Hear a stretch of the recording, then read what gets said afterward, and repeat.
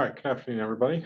Thanks for joining us today in our webinar. We're going to be discussing email security, specifically around Mimecast as a solution in conjunction with ITP support. So we know email security is a hot topic. It's one that our customers and prospects are always asking how they can decrease the risk that they have to their business due to phishing. Over 80% of viruses come in over email. And then there's just the data loss due to mistakes and errors in clicks made by your internal staff. So this presentation is entitled Why Attackers Love Email and What It Is That You Can Do About It. Again, email is absolutely mission critical, right? Every business has it. You need it, and continuous access to it 24/7. People have access to it on multiple devices, certainly their mobile device, as well as their computer, which makes it really important. And there are demanding requirements for the business and for users. And they want access to it, and critical information is passed along through it. So why do attackers rely on email? Well, it's cheap. Everyone has it. It's ubiquitous. It's a global threat surface that every country and every user has. It's obviously anonymous. It allows you to make attacks and pretend to be at a certain location or domain. And it's inherently trusted by users, right? If we get and use names that a user is familiar with, you're going to be able to use that trust to get access to it right away. There are 225 billion emails sent every day. That's what's keeping you up at night. Everyone's checking their phone at all times. And Office 365, by number of users in a service, is by far and away the most commonly used framework. And that's certainly true of our customers as well. There were 6.3 billion email boxes in 2017, and the projection is that that's going to continue to grow by the billions by 2021. So everyone knows email is not going away. The threat isn't going away, and Office 365 and other cloud services are what people are using. And that's why we recommend adding an additional layer of protection on top of those services. So approximately 30% of phishing attacks are opened, according to a recent Verizon data breach report. It only takes about 100 seconds to get that first click. 91% of attacks start with a phish. I had read statistics as low as 80, obviously as high as 91%. So most threat attacks come through email by far. Whether you believe that 70, 80, 90%, those are all high threat point numbers. And every business has antivirus, but for some reason, not all of our customers have additional layers of email protection. 66% of malware is installed via a malicious email attachment. So that means a majority of viruses and malware are coming through attachments to malicious email. And the cost to these scams is over $5 billion. So let's talk about some real life examples. Here's a great example of a phishing email where using the brand of a bank, we're replicating their address at the bottom, which is all public information. We're using the Chase brand. Again, you can use a Google image search and grab all of this. There's this threat, right? You have 48 hours. You need to do something now. You can see that the link is www.chase.com. Seems like completely legitimate, and this is, again, why a majority of your users are going to potentially click on this. But as we look deeper, if you have Mimecast protection on, you're going to see that chase.com email address is actually going to get rewritten to a secure email protection link. When you click on it, it's going to say to your users potentially, if you're using the targeted threat protection through Mimecast, you've clicked on this link. You'll notice that it's actually not going to Chase. If we look back a step, chase.com is where you're supposed to be sending you. And if you didn't have any protection, it would actually send you to this link that's been clicked, this bgmtechnology.com.au, which is definitely a malicious website. What we're using here, Mimecast, is automatically sensing that this is potentially a malicious email. It's presenting the user with a, wait a minute, are you sure type message. And it's telling you who the sender is, reminding you of the email address. It's coming from a Gmail account. Does that make sense? And then you, as the end user, decide if this is safe or if it's harmful. Again, highlighting that the link that you clicked was not Chase, but is actually sending you here. That email address is at a Gmail account. And again, your decision here is going to be tracked for auditing purposes.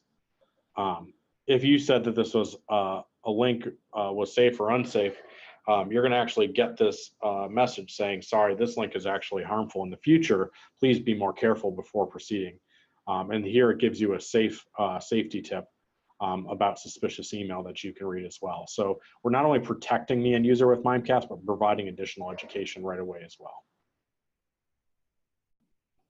Here's an attachment example, right? So we're getting an email. It's clearly got UPS branding in it. It's got their colors. We see it's a PDF, right? Pretty innocuous, right? It's just a PDF. A lot of users are going to go ahead and download that PDF.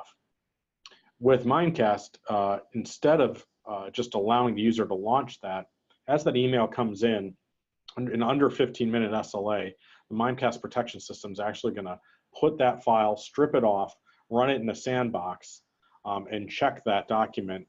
And you can see here some important indications that this receipt, while it said it was a PDF, is actually a .doc, which is a Word document, which can contain malicious code in the form of a macro.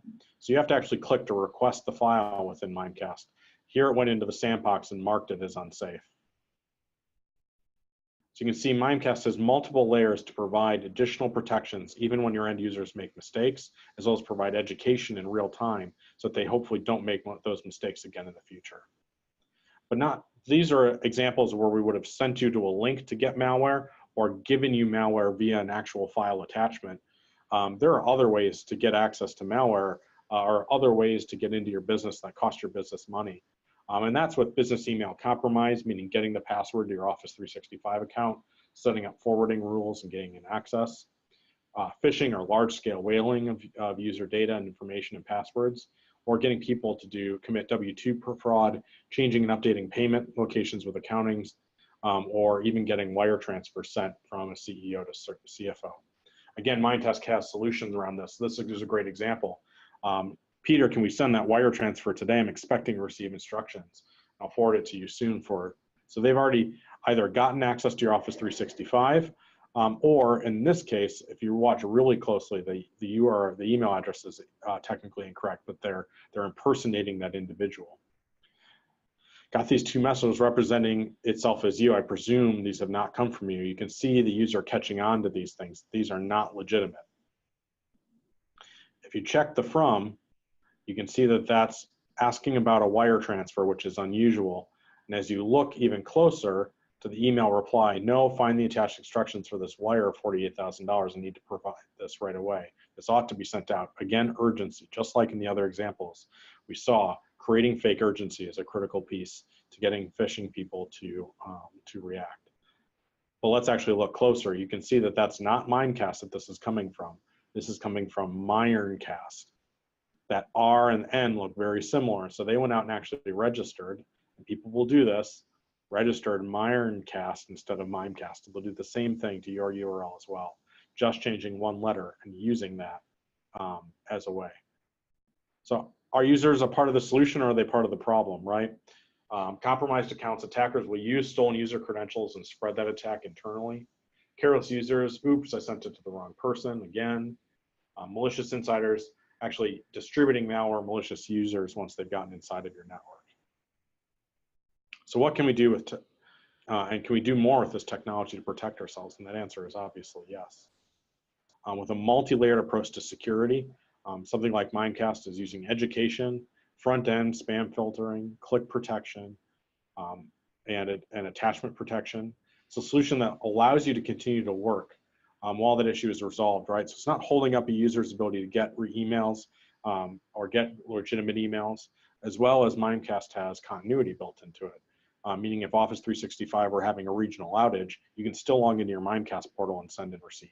The odds of two major cloud service providers being down simultaneously are very low, meaning your users are always going to have access to send and receive email. And then remediation, that knowledge that no matter what, you can get back to your last known good state, whether that be via backup or recovery or archiving, which is also part of a full cyber resilience plan inside of Mimecast. So again, you can use archiving. Again, archiving has lots of purposes to it, not just compliance, but e-discovery. You can bring in legacy archive data. Knowing that you have that data assurance, you can recover any email from anywhere. It's 100% available. You can manage those retention policies. You have an independent backup store, even outside of a major cloud like Microsoft Azure and Office 365. You have recovery, automated exchange recovery for either on-premise or Office 365. You don't need any hardware or software. It's got the unified administration console for the security, spam protection, continuity, archiving, all in one platform from one trusted award-winning vendor with a broad email cyber resilience portfolio. These are the only major offerings Mimecast has. They are laser focused, and that's why we like them here at ITP. Is every dollar of R&D, every dollar of their infrastructure is going to supporting their archiving, continuity, security, and data protection platforms. They're not investing in trying to be a different organization. They're laser focused on their technology, so that's where their investment is going.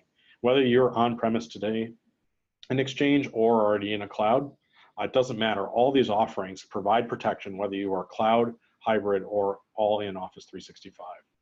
So you can think back before Mimecast or even before other solutions. You may have had a antivirus and spam or gateway solution, might have a separate archiving solution, a separate email encryption solution, maybe a separate stationary platform that stamps every email as it goes out the door with a compliance stamp or with a marketing message.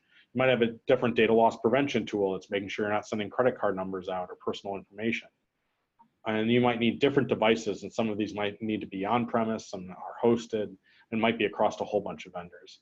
Now, obviously, whether you have Exchange on-premise and or Office 365, Mimecast, all in one cloud, no hardware ever solution, you can meet all of those regulatory requirements. So again, your partner and your best partner for Mimecast is going to be ITP, and we're located right here in Wisconsin with offices in Madison, Milwaukee, and Appleton, but we serve the entire Midwest in the United States when it comes to our unique cloud managed services. Our unique partnership with Mimecast, our unique partnership with Microsoft and our gold status there, make us the perfect partner to work with you to roll out Mimecast for just one of these areas, security, archiving, or continuity, or hopefully all of those areas to provide a robust and multi-layered approach to your email and messaging platform. So if something was of interest to you today, if you have a gap in your solution today or you're using a multitude of vendors, please reach out to us at sales@itprosusa.com or fill out our contact form for a free assessment at www.itprosusa.com. Thanks for joining us today and for a little bit of your time on this rapid webcast here between ITP and Mimecast. Thanks and have a great day.